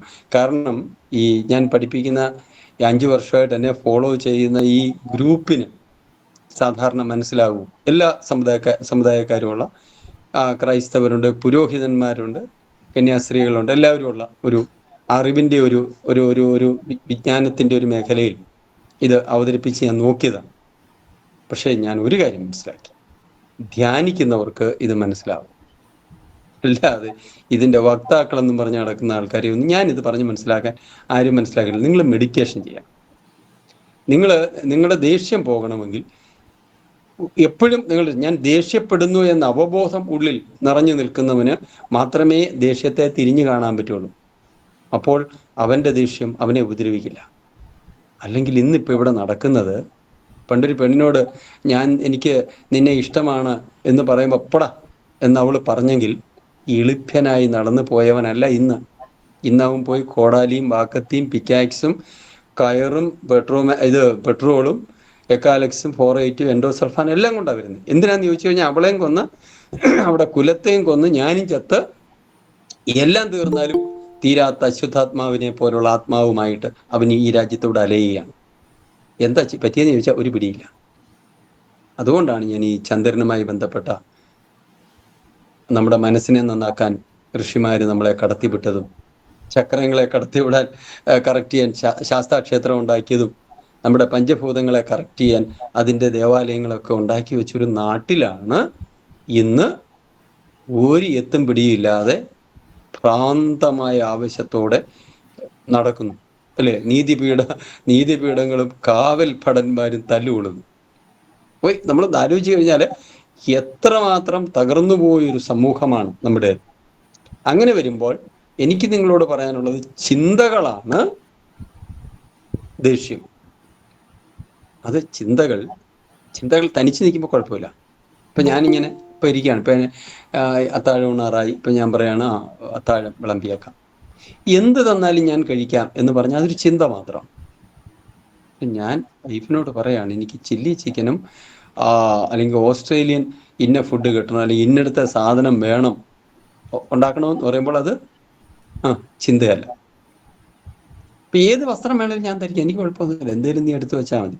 അതൊരു ചിന്തയാണ്, ആവശ്യത്തിൽ നിന്ന് വരുന്ന ചിന്തയാണ്. അനേകം സോഴ്സ് ഉണ്ട് ചിന്തയുടെ. ചിന്തകളെ വിശകലനം ചെയ്യണം ആദ്യം. എൻ്റെ ഗുരു പറഞ്ഞ ചിന്തകളെ വിശകലനം ചെയ്യണം. എൻ്റെ മനസ്സിൽ വരുന്ന ചിന്തകൾ എഴുതണം പേനയെടുത്ത്. ഈ ചിന്ത എവിടെ നിന്ന് വന്നു? ആവശ്യത്തിൽ നിന്ന് വന്നു. ഇതെവിടെ നിന്ന് വന്നു? എന്താണ് മറ്റുള്ളവരെന്നെ അടിച്ചേൽപ്പിച്ചതാണ്. ഇങ്ങനെ 6 കാരണങ്ങളുണ്ട്. അതിവിടെ പറയാൻ ഇപ്പം സമയമില്ല. അങ്ങനെ കണ്ടെത്തി കഴിയുമ്പോൾ ഈ ചിന്ത ആഗ്രഹമായാൽ അവിടെയാണ് രസം. അത് ഉചിതവും അനുചിതവുമായ ആഗ്രഹങ്ങൾ. അപ്പോഴാണ് നമ്മൾ ആഗ്രഹങ്ങളെ ധാർമ്മീകരിക്കണം. ചിന്തകളെ വിശകലനം ചെയ്യണം. രണ്ടാമത് ആഗ്രഹമായി കഴിയുമ്പോൾ, ചിന്ത തന്നെയാണ് ആഗ്രഹം. അപ്പോൾ എന്താണ്? ആഗ്രഹങ്ങളെ ധാർമ്മീകരിക്കണം. അത് വേറൊരു സബ്ജക്റ്റാണ്. അത് കഴിഞ്ഞ് ആഗ്രഹങ്ങൾ പൂർത്തീകരിക്കാതെ വരുമ്പോൾ അത് ദേഷ്യമാണ്. അപ്പോഴാണ് ദേഷ്യത്തെ നിഷ്ക്രിയമാക്കുന്നത്. ഞാൻ പറഞ്ഞത് നിങ്ങൾക്ക് മനസ്സിലായോ എന്നെനിക്കറിയില്ല. അപ്പോൾ ദേഷ്യങ്ങളെ നിഷ്ക്രിയമാക്കാം. ഞാനത് പഠിപ്പിക്കുന്ന ആളാണ്. പക്ഷെ അത് കുറേ നാളത്തെ പ്രോസസ്സാണ്. ഞാൻ 35 വർഷമായിട്ട് ധ്യാനം പഠിപ്പിച്ച ആൾക്കാർ ഇപ്പം ഇതിനകത്ത് കയറിയിട്ടില്ല. എൻ്റെ മറ്റ് ക്ലാസ്സുകളിലുണ്ട്. ആ 35 വർഷം മുമ്പ് അവരോട് ഇതിന് നമ്മൾ ഇൻട്രോസ്പെക്ഷൻ എന്നാണ് പറയുന്നത്, ആത്മവിശകലനം, മനോവിശകലനം. ആ മനോവിശകലനത്തിൽ ചിന്തകളെ വിശകലനം ചെയ്യും. എന്നും രാവിലെ ഞങ്ങൾക്ക് എഴുതാനുണ്ടത്. ഇന്ന് എത്ര തരം ചിന്തകൾ കടന്നുപോയി, അത് ആവശ്യത്തിൻ്റെ ചിന്തകൾ ഏതാണ്, അത്യാഗ്രഹത്തിൻ്റെ ചിന്തകൾ ഏതാണ്, മറ്റുള്ളവർ അടിച്ചേൽപ്പിച്ച ചിന്തകൾ ഏതാണ്, പാരമ്പര്യത്തിൻ്റെ ചിന്തകൾ ഏതാണ്. പിന്നെ നമ്മൾ അനേകം ചിന്തകളുണ്ട്. 6 കാരണങ്ങളാണ്. അത് കണ്ടെത്തി കഴിഞ്ഞാൽ അത് എഴുതണം, കോളം വരച്ചെഴുതണം. പിന്നെ ആഗ്രഹങ്ങളെക്കുറിച്ച് നമ്മൾ അനലൈസ് ചെയ്യണം. അത് കഴിഞ്ഞിട്ട് ഇപ്പം നിങ്ങൾക്ക് എടുക്കാൻ പോകുന്നത് ദേഷ്യത്തെയാണ്. അപ്പം ദേഷ്യം എടുക്കുമ്പോൾ അത് നിങ്ങളൊരു പേനയും പേപ്പറും എടുത്ത് ഇപ്പം ഇത് കേൾക്കുന്നവർ എഴുതണം. ദേഷ്യം ഏതൊക്കെ സന്ദർഭങ്ങളിലാണ് ദേഷ്യം വന്നത്? ദേഷ്യം തോന്നുന്ന വ്യക്തികളായിരിക്കുമല്ലോ സാധാരണ. നമ്മളിപ്പം എന്തായാലും നമ്മളിപ്പോൾ എനിക്ക് എൻ്റെ ഈ ഭിത്തിയോടോ സോഫയോടോ ദേഷ്യം തോന്നിയിട്ടില്ല. എപ്പോഴും ഹ്യൂമൻ ബീങ്സ് ആയിരിക്കും, മനുഷ്യരായിരിക്കും. അപ്പം ദേഷ്യം തോന്നിയ വ്യക്തികളുടെ പേര് ലിസ്റ്റ് ഇങ്ങനെ എഴുതണം. ഞാൻ ദേഷ്യപ്പെടുന്ന വ്യക്തികളുടെ ലിസ്റ്റ് എഴുതണം. ഇപ്പോൾ ഒരു കുടുംബജീവിതം നയിക്കുന്ന ഒരാളോട് പറഞ്ഞ് ഏറ്റവും കൂടുതൽ ദേഷ്യപ്പെടുന്ന ആരാണെന്ന് വെച്ചാൽ ഭാര്യയായിരിക്കും, മക്കളായിരിക്കും, അല്ലെങ്കിൽ തൊഴിലാളികളായിരിക്കും, അല്ലേ? ഒരു കമ്പനിയുടെ ബോസൊക്കെയാണ്. അപ്പം അതിങ്ങനെ എഴുതി വെച്ചിട്ട് രണ്ടാമത്തെ കോളത്തിൽ ഓരോന്നിൻ്റെ നേരെ എഴുതി വെക്കണം ഈ താനും ആ വ്യക്തി തമ്മിലുള്ള ബന്ധം. അവിടെയാണ് രണ്ടാമത്തെ കോളത്തിൽ നമ്മൾ വേണം ഈ ദേഷ്യപ്പെട്ട വ്യക്തികളുടെ എല്ലാം കൂടെ വ്യക്തികളും സന്ദർഭങ്ങളും സാഹചര്യങ്ങളും എല്ലാം എഴുതി വെച്ചതിന് ശേഷം താനും അതുമായിട്ടുള്ള അല്ലെങ്കിൽ ആ വ്യക്തിയുമായിട്ടുള്ള ബന്ധം എഴുതണം. അവിടെ മുതൽ നമ്മുടെ മനസ്സിന്റെ സ്റ്റൈല് മാറും. ഹരിയാണ് അല്ലേ? അവര് നമുക്ക് വേണ്ടി ചെയ്യുന്ന സേവനങ്ങൾ, ത്യാഗങ്ങൾ, ഇതെല്ലാം നമ്മുടെ മനസ്സിലേക്ക്, ഇത് നമ്മൾ ആത്മവിശകലനത്തിന്റെ ഒരു ഘട്ടമാണ്. അത് കഴിഞ്ഞിട്ട് മൂന്നാമത്തെ കോളത്തിൽ എഴുതും കാരണത്തിൽ അല്ലെങ്കിൽ ദേഷ്യം ഉണ്ടാകുന്നതിൽ തൻ്റെ പങ്ക്, അത് എഴുതണം. മനസ്സിലായിക്കോ? മൂന്നാമത്തെ കോളത്തിൽ ഈ ദേഷ്യത്തിന് എൻ്റെ പങ്ക്. ഇപ്പൊ നിങ്ങളൊരു 10 പേരോട് ദേഷ്യപ്പെടുന്നുവെങ്കിൽ, ആരോട് ദേഷ്യപ്പെടുന്നുണ്ടെങ്കിലും അതിനെ ആത്മവിശകലനത്തിന് വിധേയമാക്കുകയാണ്. അപ്പൊ ആ വ്യക്തിയോട് പെടുന്നതിൽ തൻ്റെ പങ്ക്. അത് കഴിഞ്ഞിട്ട് അതിനടുത്ത കോളത്തിൽ എഴുതണം ഇതിനു മുമ്പ് ദേഷ്യപ്പെട്ട അനുഭവം, രസം. പിന്നെ നിഷ്ക്രിയമാക്കാനുള്ള വഴികളുണ്ട്. അത് ഒരു വലിയ ട്രെയിനിങ് ആണ്. കഴിഞ്ഞ 35 വർഷമായിട്ട് ഞാൻ ആൾക്കാരോട് ഈ ഇൻട്രോസ്പെക്ഷൻ എന്ന് പറയുന്ന സബ്ജക്റ്റ് എടുക്കുന്നതാണ്. ബ്രഹ്മജ്ഞാനമൊക്കെ ചെറിയ വിഷയമല്ല. അതിപ്പോൾ നമ്മളിങ്ങനെ ഉണ്ടെന്നേ ഉള്ളൂ. അത് ക്രൗൺ ചക്ര, ചില മെഡിറ്റേഷൻ കഴിഞ്ഞിട്ടാണ് ഇത് പറയുന്നത്. ദേഷ്യത്തെ നിഷ്ക്രിയമാക്കുന്നതും ക്രൗൺ ചക്ര മെഡിറ്റേഷന് ശേഷം മാത്രമാണ്. ഓർഡിനറി മൈൻഡോടുകൂടി പറ്റത്തില്ല. നമ്മൾ ഇതിനെയൊക്കെ ദേഷ്യത്തെ ഒരു കാരണവശാലും അടിച്ചമർത്തരുത്. ദേഷ്യത്തെ അടിച്ചമർത്തിയവരാരും അധികം നാൾ ജീവിച്ചിരിക്കുന്നില്ല. അതാണ് ഈ BP, ഹാർട്ടിന്റെ വിറ്റൽ വാൽവ് പോകുന്നതും, കിഡ്നി പോകുന്നതും, അത് പോകുന്നതും, ഇത് പോകുന്നതും എല്ലാത്തിൻ്റെയും കാരണം സപ്രസ്ഡ് ഇമോഷൻസ്, അതിൻ്റെ റിവർബറേഷൻ എന്ന് പറയുന്നത് നമുക്ക് ചിന്തിക്കാൻ പറ്റത്തില്ല. അതുകൊണ്ടാണ് ശ്രദ്ധാപൂർവമാണ് ഞാൻ പറഞ്ഞത്, ദേഷ്യത്തെ ബോംബിന്റെ ഫ്യൂസ് ഊരാനേ പറ്റുള്ളൂ. ആരും ബോംബ് തല്ലിപ്പൊട്ടിച്ചവരാരും കാണുമെന്ന് എനിക്ക് തോന്നുന്നില്ല.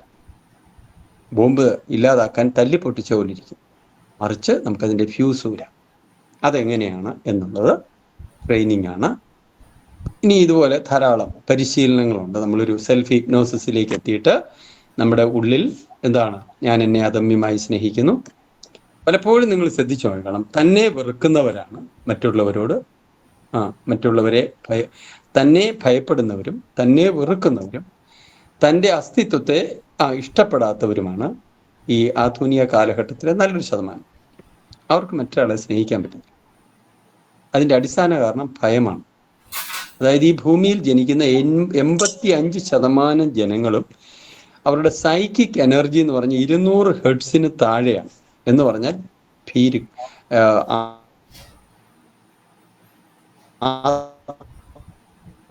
ആത്മബലം ഉള്ളവരല്ല.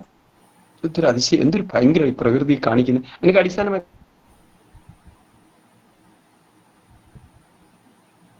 അത് ഭയങ്കര രസമാണത്. ഏതെങ്കിലും തരത്തിലൊക്കെയുള്ള ബുദ്ധിപരമായ ഏതെങ്കിലും തരത്തിലുള്ള വിധേയത്വം. പക്ഷെ ഈ 200-ന് താഴെ എനർജി ഉള്ളതിൽ 100 ഭയമുള്ളവർക്ക് 100 എനർജി ഉണ്ട്. പക്ഷെ ഏറ്റവും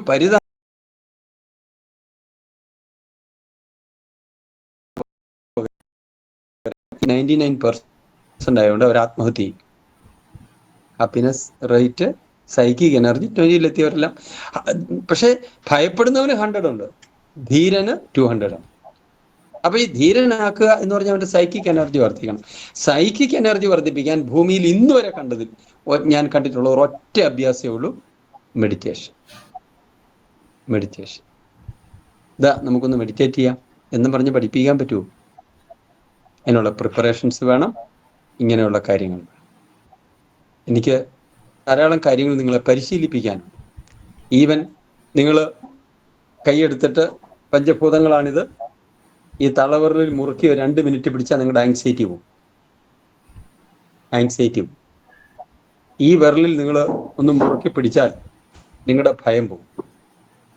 കടുത്ത ദേഷ്യം വരുമ്പോൾ നിങ്ങളുടെ ഈ നടുവിരലിൽ ഒന്ന് മുറുക്കെ പിടിക്കുക, മടിയിലേക്ക് വെച്ചിട്ട്. നിങ്ങളുടെ ദേഷ്യം അലിഞ്ഞ് വരുന്നതാണ്. പക്ഷേ ധ്യാനവും യോഗയൊക്കെ ചെയ്യുന്നവരും കൂടെ ആയിരിക്കണം. ചുമ്മാ ചാടിക്കയറി ഇതൊന്നും ചെയ്യാൻ പറ്റത്തില്ല. ഇനിയും ദേഷ്യവും ഭയവും വരുമ്പോൾ ഈ രക്തം നിങ്ങളുടെ തലയിലേക്കും ഹാർട്ടിലേക്കും ഇരച്ചു കയറിയാണ് കൂടുതൽ അപകടങ്ങൾ സംഭവിക്കുന്നത്. ഭയങ്കരമായി നമുക്ക് അനിയന്ത്രിതമായ വൈകാരിക പ്രക്ഷുബ്ധത വരുന്നത് കൊണ്ടാണ്. ആ സമയത്ത് നമ്മൾ ഈ വിരലുകൾ, നമ്മുടെ ഈ വിരലുകളുടെ ജോയിൻസിന് വെബ് എന്നാ പറയുന്നത്, ഇതിന് വെബ് എന്നാ പറയുന്നത്. വെബ്, ഒരു കൈ കൊണ്ട് ഈ വെബിലേക്ക് ഒന്ന് അമർത്തി പിടിക്കാം 2 മിനിറ്റ്. ഹാർട്ടിനോട് ചേർത്ത് പിടിക്കാം. ഈ വൈകാരികതയുടെ ഒരു കേന്ദ്രമാണ് അനാഹതം. അപ്പൊ അനാഹതത്തിനോട് ചേർത്ത് പിടിച്ചാൽ ഈ തലയിലേക്കും നെഞ്ചിലേക്കും പോകുന്ന ബ്ലഡ് കൈകാലുകളിലേക്ക് തിരിഞ്ഞു പോകുന്നതാണ്. അന്നേരം ദേഷ്യം കുറഞ്ഞു വരും. നിങ്ങൾ ഫ്രീ ആകും ഇമോഷണലി. അടുത്ത സൈഡിലേക്ക് പോയി. പലപ്പോഴും ദേഷ്യം, ഞാൻ പറഞ്ഞു, ദേഷ്യം ചിന്തയാണ്, ആഗ്രഹമായതാണ്. ആഗ്രഹം സാധിക്കാതെ വരുമ്പോഴാണ് ദേഷ്യത്തിലേക്ക് പോകുന്നത്, അല്ലേ? ദേഷ്യത്തിലേക്ക് പോയി ന്യൂട്രലൈസ് ചെയ്യാത്തതാണ് വറിയായി മാറുന്നത്, ദുഃഖമാകുന്നത്, അല്ലേ? ആ വറിയാണ് പിന്നെ അവസാനം ലൈഫ് സ്റ്റൈൽ ഡിസീസിലേക്ക് പോകുന്നത്. ഇങ്ങനെയാണ് ഇതിനൊരു തുടങ്ങുന്ന ചിന്തയിലാണ്. അപ്പൊ ചിന്ത മുതൽ നമ്മൾ ഇതിനെ നിയന്ത്രിക്കാൻ പഠിക്കണം. അല്ല പെട്ടെന്ന് ദേഷ്യത്തെ ഇല്ലാതാക്കുക എന്ന് പറഞ്ഞാൽ ഞാൻ മുമ്പേ പറഞ്ഞല്ലോ, ബോംബ് തല്ലിപ്പൊട്ടിക്കുന്നതിലാണ് ദേഷ്യം അടിച്ചമർത്തരുത്. ഇങ്ങനെ തിരിച്ചുവിടാം ബ്ലഡിനെ. തള്ളവറിനുള്ളിലാക്കി ഇങ്ങനെ മുറുക്കി നെഞ്ചത്ത് കൈ വെച്ച് ബ്രീത്ത് ഇൻ ബ്രീത്ത് ഔട്ട് ചെയ്യാം. Thought breaking. നിങ്ങൾ എന്താ ചിന്തിച്ചുകൊണ്ടിരുന്നത് മുറിഞ്ഞു പോകും. നിങ്ങൾ ഫ്രീ ആവും.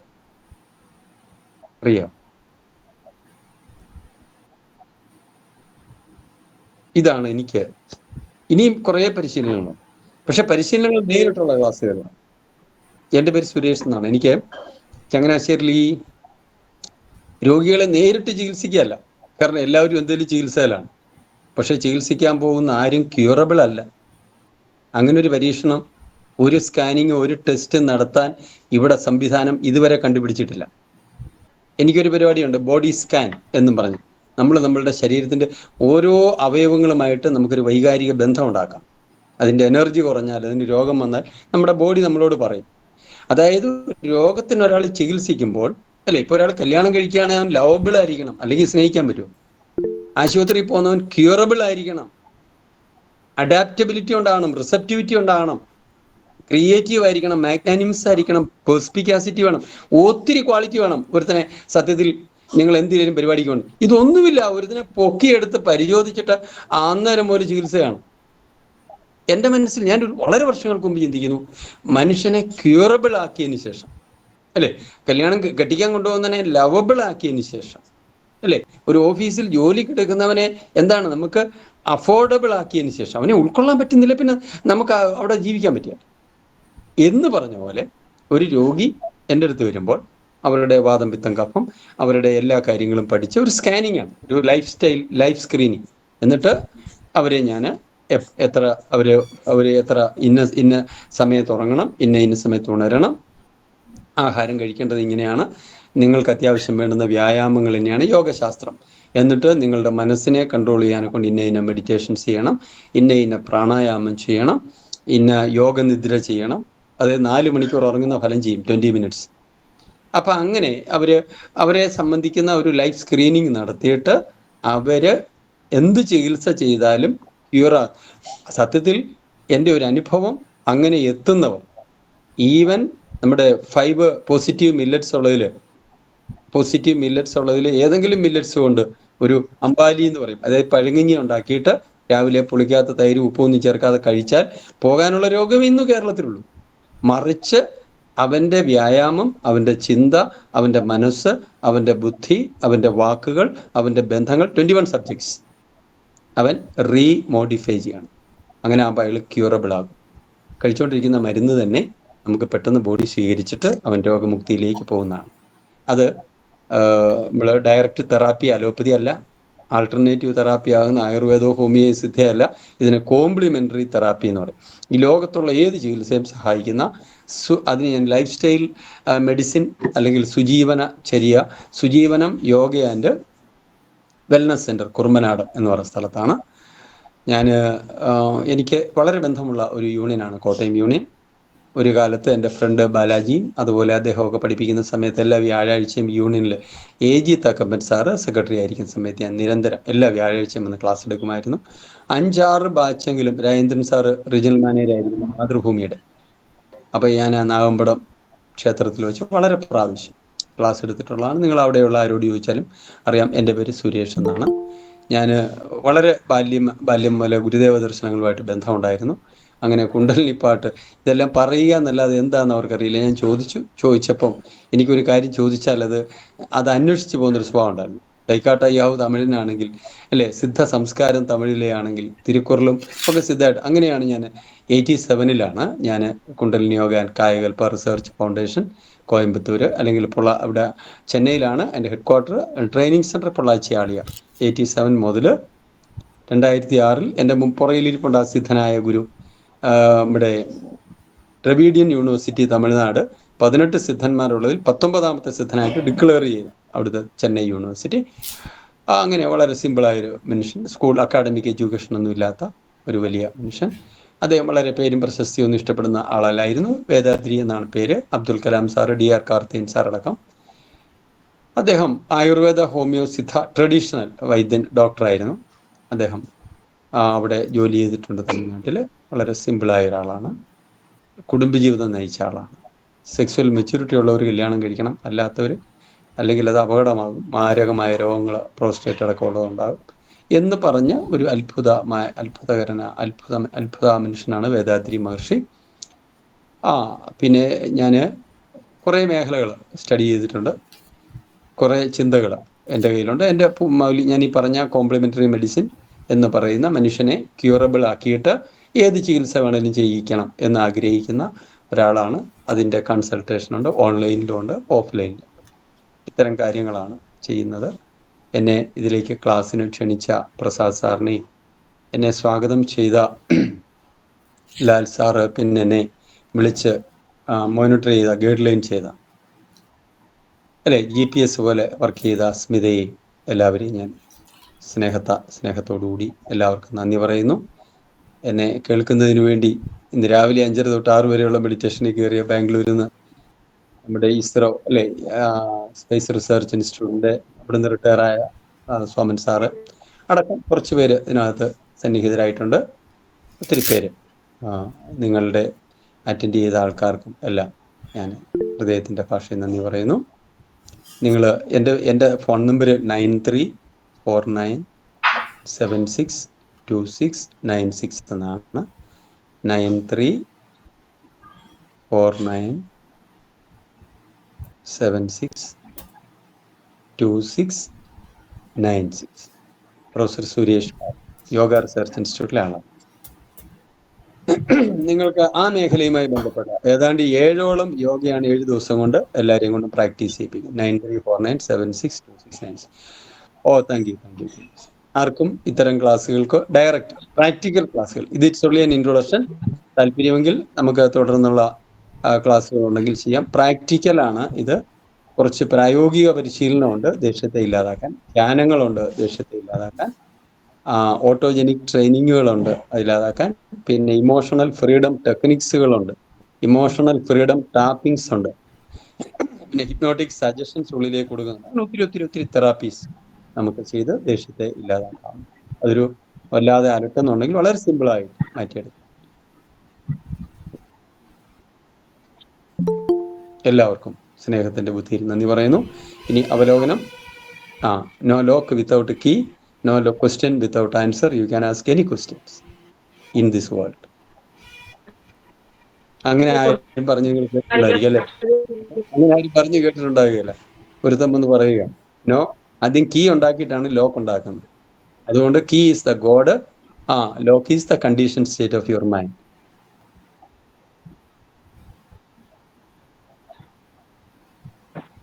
ചോദിക്കും.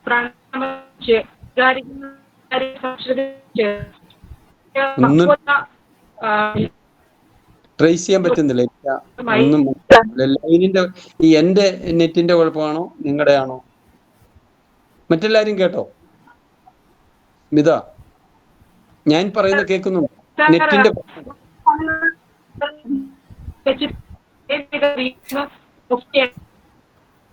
സാറ് പറയുന്നത് ശരിയായിട്ട് കേൾക്കാം. സ്മിതാമായിട്ട് പറയുന്നത് ശരിക്കും കേൾക്കത്തില്ല. അത് അവിടുത്തെ ലൈനിന്റെ മിസ്റ്റേക്ക് ആണെന്ന് തോന്നുന്നു.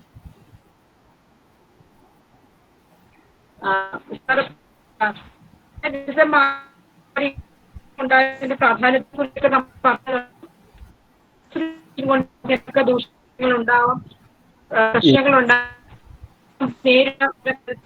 ഇല്ല, അല്ല മറ്റുള്ളവർക്ക് തിരിയുന്നുണ്ടോ? എനിക്ക് തിരിയുന്നില്ല ഒന്നും.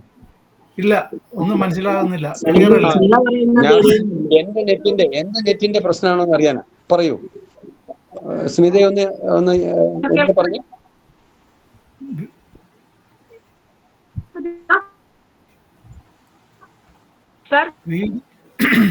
വീഡിയോ ഓഫ് ചെയ്തിട്ട് പറഞ്ഞു നോക്കൂ. വീഡിയോ ഒന്ന് ഓഫ് ചെയ്തിട്ട് പറഞ്ഞു സ്മിത. സാർ കേൾക്കാൻ പറ്റുന്നുണ്ടോ? ഇപ്പൊ കേൾക്കാം.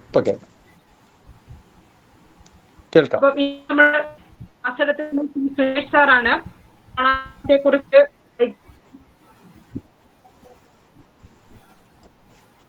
ഉണ്ടാവേണ്ടതിന്റെ കുറിച്ച് അതെങ്ങനെ നേടി എന്നൊക്കെ വളരെ വ്യക്തമായി വിശദമായി സാർ നമുക്ക് പറഞ്ഞു.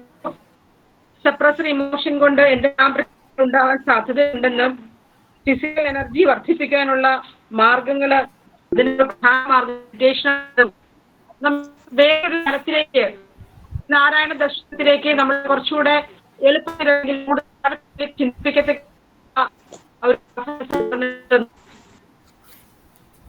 ക്ലിയർ അല്ല,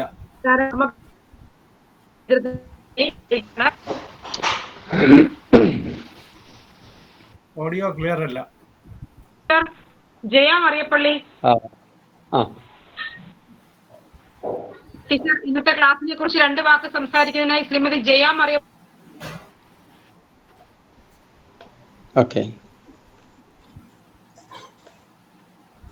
ടീച്ചർ ലൈനിൽ ഇല്ലാന്ന് തോന്നുന്നു. ഉണ്ട്. നമസ്തേ. സംസാരിച്ചോളൂ ടീച്ചർ. ലൈനിലുണ്ട് മാഡം.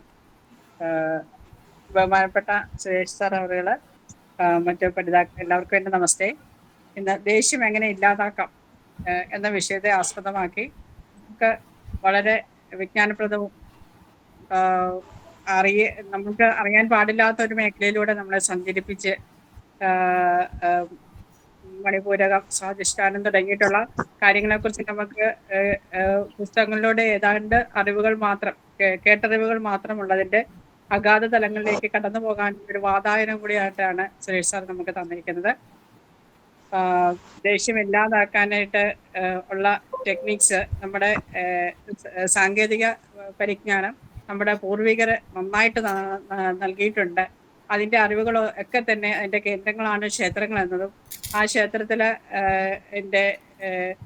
പ്രവർത്തനം, ക്ഷേത്രം എങ്ങനെയാണ് ഉണ്ടാക്കിയിരിക്കുന്നതിനെ കുറിച്ചുള്ള വിശദാംശങ്ങളും ഒക്കെ സാർ വളരെ വിശദമായിട്ടും നമുക്ക് നൽകിക്കഴിഞ്ഞു. ഇനിയും നമ്മളൊന്നും തന്നിട്ടില്ല, ഇതിൻ്റെ ഒരു ടച്ചിങ് മാത്രമാണ് തന്നതെന്ന് പറഞ്ഞിട്ട് സാറ് സമർപ്പിക്കുകയാണ് ഉണ്ടായത്. അതല്ല വേണ്ടത്, ഇനിയും കൂടുതൽ അറിയുവാനും നമ്മളെ അറിയുവാനും ഗുരുവിൻ്റെ ദർശനം നമ്മളിലേക്ക് എത്തിച്ചേരണമെങ്കിൽ ഇതിൻ്റെ ഒരു പൂർണ്ണതയോടെ ഉണ്ടാവണം എന്നതും കൂടെ മനസ്സിലാക്കാൻ സാധിച്ചു. വളരെയധികം സന്തോഷമുണ്ട്, നന്ദിയുണ്ട് സാറേ. അതിൻ്റെ വാതായനം കൂടെ തുറന്ന് ഞങ്ങൾക്കായിട്ട് തന്നതിന് കൂടുതൽ അറിവിലേക്കായിട്ട് ആകാംക്ഷയോടെ കാത്തിരിക്കുന്നു. കോട്ടയം ശ്രീനാരായണ ധർമ്മ പഠന കേന്ദ്രത്തിൻ്റെ എല്ലാ പഠിതാക്കൾക്കും മറ്റ് ഈ കേൾവിക്കാരായിട്ട് വന്നിരിക്കുന്ന എല്ലാ പഠിതാക്കൾക്കും എൻ്റെ പേരിലുണ്ടായിരുന്ന നന്ദി, സന്തോഷം അറിയിക്കുന്നു. വളരെ വിജ്ഞാനപ്രദമായ ഒരു ക്ലാസ് ആയിരുന്നു എന്നതും വീണ്ടും അറിയിക്കുന്നു. നന്ദി. നമസ്തേ സാർ. നമസ്തേ. വളരെ അടുത്തതായി ശ്രീമതി പ്രിയ അനിൽകുമാർ. പ്രിയ അനിൽകുമാർ.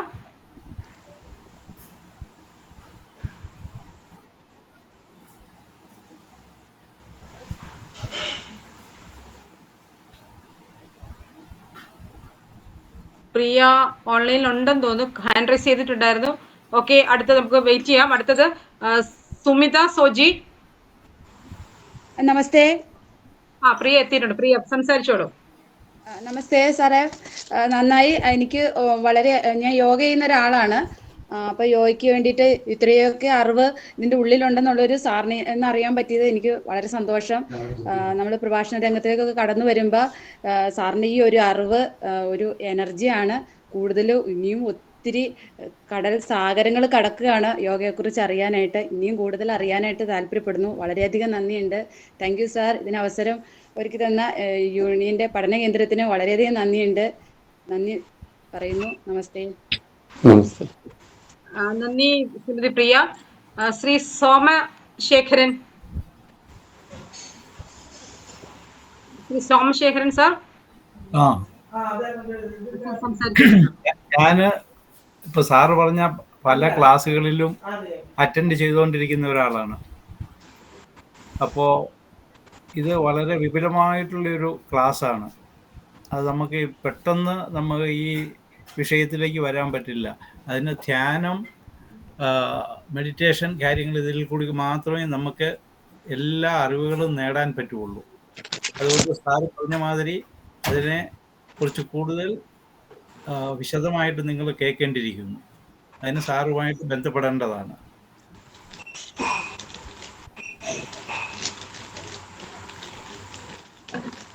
നന്ദി സർ. ശ്രീ ജയ്മോൻ സിയാർ.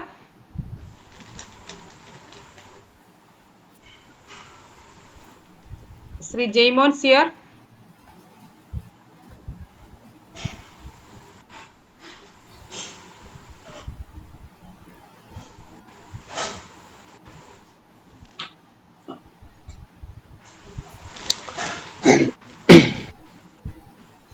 സാറ് ലൈനില്ലാന്ന് തോന്നുന്നു. സാറിനെ കാണുന്നില്ല.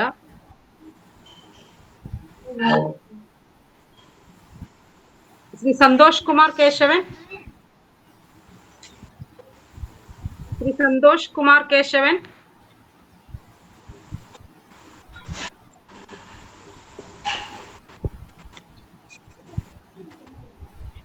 ഓക്കെ, അദ്ദേഹത്തെ ലൈനിൽ കിട്ടുന്നില്ല. ശ്രീമതി ജിൻസി വിജേഷ്. ജിൻസി വിജേഷ്.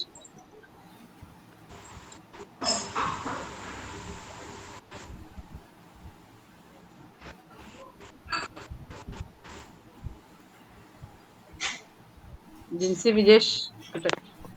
സുധാ ഷിബു ടീച്ചർ.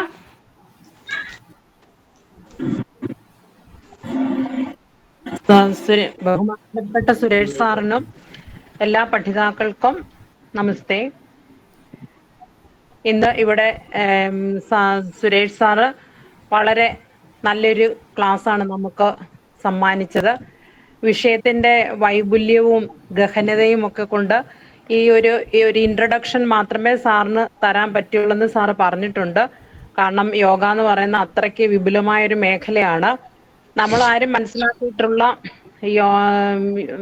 യോഗാസനങ്ങളല്ല യോഗശാസ്ത്രം എന്ന് പറയുന്നതെന്ന് നമുക്ക് ഇന്ന് സാറിൻ്റെ ക്ലാസ്സിൽ നിന്ന് മനസ്സിലാക്കാൻ പറ്റിയിട്ടുണ്ട്. നമ്മളെല്ലാം വിചാരിച്ചിരിക്കുന്ന കുറച്ച് ആസനങ്ങളാണ് യോഗ എന്ന് പറയുന്നതെന്നായിരുന്നു എൻ്റെയൊക്കെ ധാരണ. പക്ഷെ സാർ ഇന്നത് തിരുത്തി തന്നു. പിന്നെ ദേഷ്യം ഇല്ലാതാക്കാം, അല്ലെ ദേഷ്യത്തെ എങ്ങനെ നിഷ്ക്രിയമാക്കാം എന്നുള്ള വിഷയത്തിലാണ് സാർ ഇന്നിവിടെ ക്ലാസ് എടുത്തത്. പക്ഷെ അതിന് ഒത്തിരി കാര്യങ്ങൾ നമ്മൾ പഠിക്കേണ്ടതുണ്ട്. തന്നെ വെറുക്കുന്നവർക്ക് അല്ലെങ്കിൽ തൻ്റെ അസ്തിത്വത്തെ സ്നേഹിക്കാത്തവർക്ക് മറ്റുള്ളവരെ സ്നേഹിക്കാനും പറ്റത്തില്ല എന്നുള്ളൊരു വലിയൊരു പാഠം നമുക്ക് സാറ് പറഞ്ഞു തന്നിട്ടുണ്ട്. അപ്പം ദേഷ്യം എന്ന് പറയുന്നത് ദുഃഖത്തിലേക്ക് അല്ലെ വറിയിലേക്കൊക്കെ നമ്മളെ നയിക്കുന്നു. അപ്പം ലൈഫ് സ്റ്റൈൽ ഡിസീസ് ഒക്കെ അതുകൊണ്ട് ഉണ്ടാകുന്നു. ഈ ദേഷ്യത്തെ ഒരിക്കലും അടിച്ചമർത്തരുത്, അതിനെ ഗതി മാറ്റി വിടുക എന്നുള്ളതാണ് സാറ് പറഞ്ഞു തന്നിരിക്കുന്നത്. അതിനുവേണ്ടി നമ്മൾ ആത്മവിശകലനം അല്ലെങ്കിൽ മനോവിശകലനം ചെയ്യേണ്ടതാണ് എന്നൊക്കെയുള്ള മഹത്തായ കാര്യങ്ങളൊക്കെ പറഞ്ഞു തന്നു. വളരെ ചുരുക്കത്തിലേ സാറിന് എടുക്കാൻ പറ്റുള്ളൂ. എങ്കിൽ പോലും വളരെ നല്ലൊരു ക്ലാസ് ആയിരുന്നു. തുടർന്നും ഇതിൻ്റെ ബാക്കി ക്ലാസ്സുകൾ പ്രതീക്ഷിക്കുന്നു. സാറിൻ്റെ അടുത്ത് എല്ലാവരും പോയി കൂടുതൽ കാര്യങ്ങൾ മനസ്സിലാക്കണമെന്ന് പറഞ്ഞുകൊണ്ട് നിർത്തുന്നു. നന്ദി. നന്ദി Sudha teacher. Shri Babu V L.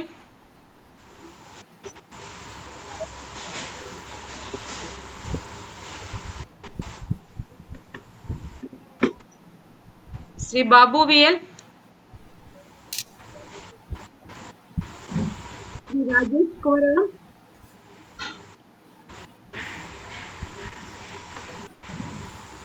Shri Rajesh.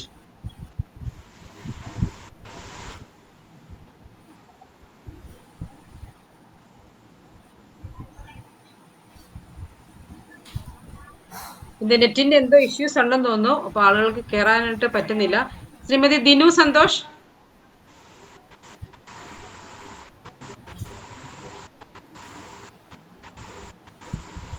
Dinu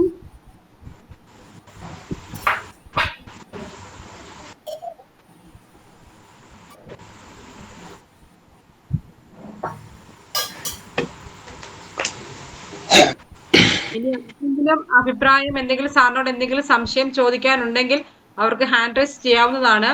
ഞാൻ പേര് വിളിക്കുന്ന ആരെയും തന്നെ ഓൺലൈനിൽ കിട്ടുന്നില്ല.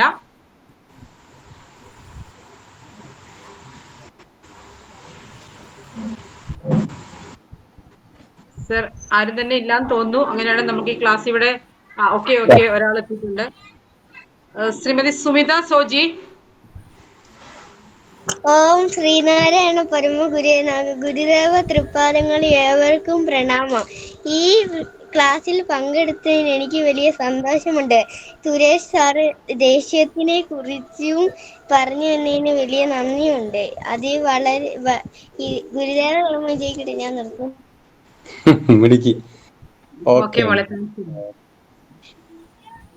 അപ്പൊ സാർ നമുക്ക് ക്ലാസ് ഇന്നിവിടെ പര്യവസാനിപ്പിക്കാമെന്ന് തോന്നുന്നു സാർ. ഒത്തിരി സന്തോഷം. ഓക്കെ, ആയിക്കോട്ടെ. എല്ലാവർക്കും ഒരിക്കൽ കൂടി ശ്രീനാരായണ ധർമ്മ പഠന കേന്ദ്രത്തിന്റെയും ഈ പ്രോഗ്രാമിൽ പങ്കെടുത്ത ഓരോരുത്തരുടെയും പേരിൽ സാറിനോടുള്ള പ്രത്യേകം നന്ദി അറിയിച്ചുകൊള്ളുന്നു. ഇനി സമർപ്പണ പ്രാർത്ഥനയാണ്. സമർപ്പണ പ്രാർത്ഥനയ്ക്കായി വിലാസിനി ചേച്ചി ക്ഷണിക്കുന്നു.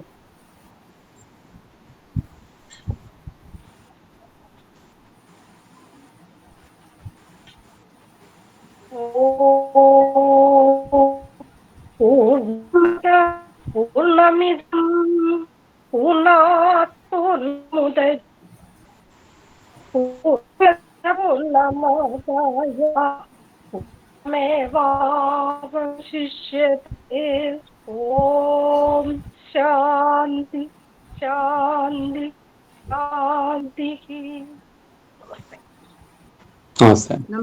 നമസ്തേ ചേച്ചി. സാർ ഒരിക്കൽ കൂടി നന്ദി പറയുന്നു. വീണ്ടും നന്ദി പറയാം. നന്ദി സാർ. നന്ദി സാർ എല്ലാവർക്കും. സംസാരിനെല്ലാം നന്ദി. സ്മിത, നന്ദി ലാൽ സാർ, എല്ലാവർക്കും. പ്രസാദ് സാറിനെല്ലാം നന്ദി സാർ. നമസ്തേ സാർ. നമസ്തേ എല്ലാവർക്കും.